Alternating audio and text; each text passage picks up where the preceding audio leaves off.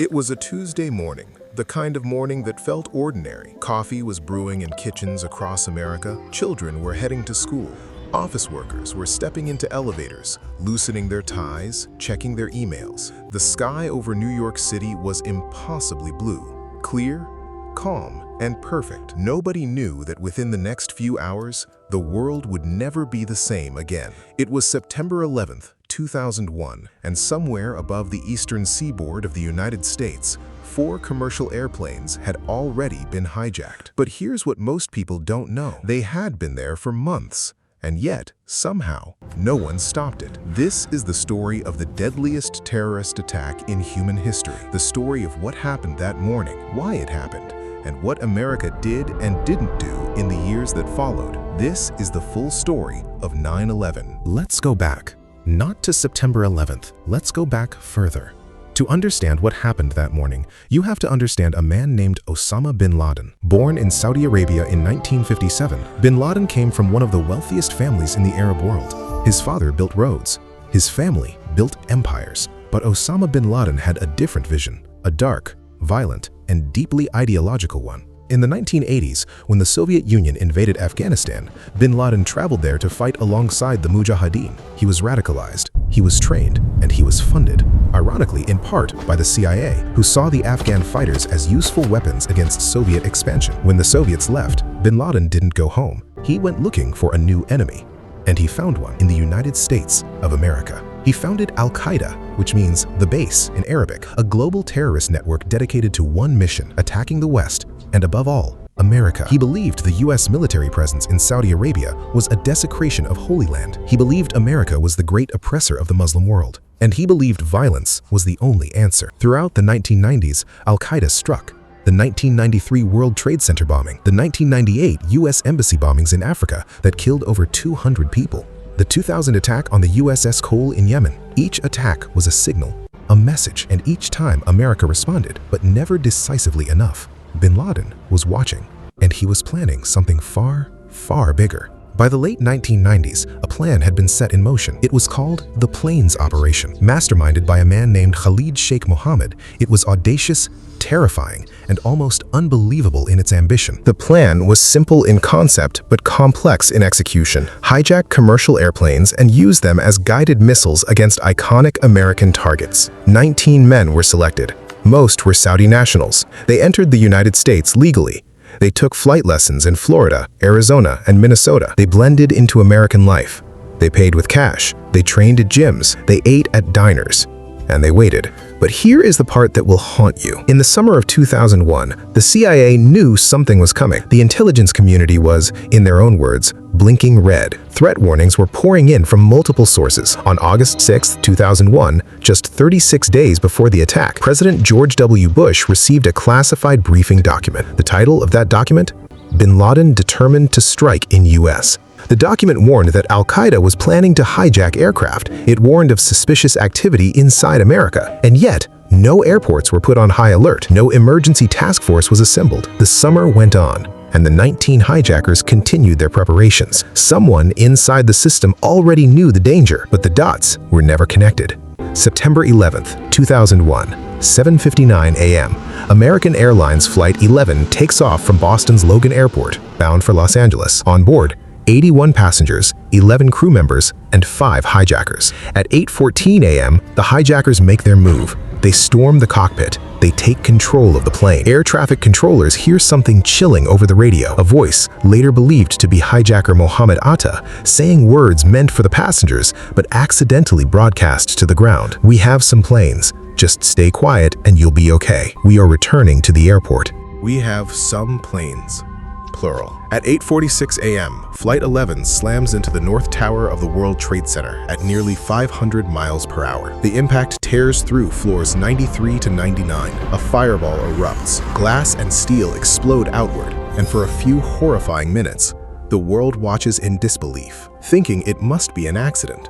It was not an accident. 17 minutes later, at 9:03 a.m., United Airlines Flight 175, another hijacked plane, hits the South Tower, live on television, in front of millions of people around the world. This was no accident. America was under attack. Panic spread faster than fire. The FAA ground-stopped every aircraft in the country, something that had never happened before in American history. The Pentagon went into emergency protocols. The White House was evacuated. Vice President Dick Cheney was rushed to a secure underground bunker. And then came the third strike. At 9:37 a.m., American Airlines Flight 77 crashed into the western facade of the Pentagon, the headquarters of the most powerful military in the world. The building that represented American military strength was on fire. But it wasn't over. There was a fourth plane, United Airlines Flight 93, bound for San Francisco. The hijackers had taken control. But something different happened on Flight 93. The passengers made phone calls. They called their families. They called their spouses. They said, "I love you." And then, they got news about what had happened at the Twin Towers. They knew they were being used as a weapon, and they decided to fight back. A vote was taken, a simple, devastating vote. Do we take back this plane?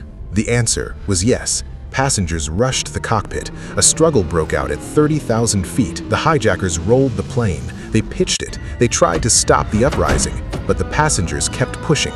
At 10:03 a.m., Flight 93 crashed into a field near Shanksville, Pennsylvania. Everyone on board died, but the intended target, believed to be the United States Capitol, was saved. 2,977 people died on September 11, 2001. Not soldiers, not combatants, ordinary people. Office workers, firefighters who ran toward the burning towers and never came out. A generation lost in a single morning. Within hours, the world began asking one question: who did this? The answer came quickly. Osama bin Laden, Al-Qaeda, and their hosts, the Taliban regime controlling Afghanistan, led by a one-eyed cleric named Mullah Omar. President Bush addressed the nation. His words were measured, but the message was clear. America would respond. America would hunt down those responsible, and America would make sure this never happened again. On September 20th, Bush delivered an ultimatum to the Taliban: hand over Osama bin Laden, shut down every Al-Qaeda training camp in Afghanistan, or face the consequences. Mullah Omar refused. On October 7, 2001, less than a month after the attacks, the United States launched Operation Enduring Freedom. Bombs fell on Kabul. Special forces moved in from the north. The Taliban, who had ruled Afghanistan with an iron fist since 1996, began to collapse under the military pressure. By December 2001, the Taliban had lost Kandahar, their last stronghold. Mullah Omar fled into the darkness, disappearing across the Pakistani border. And Osama bin Laden?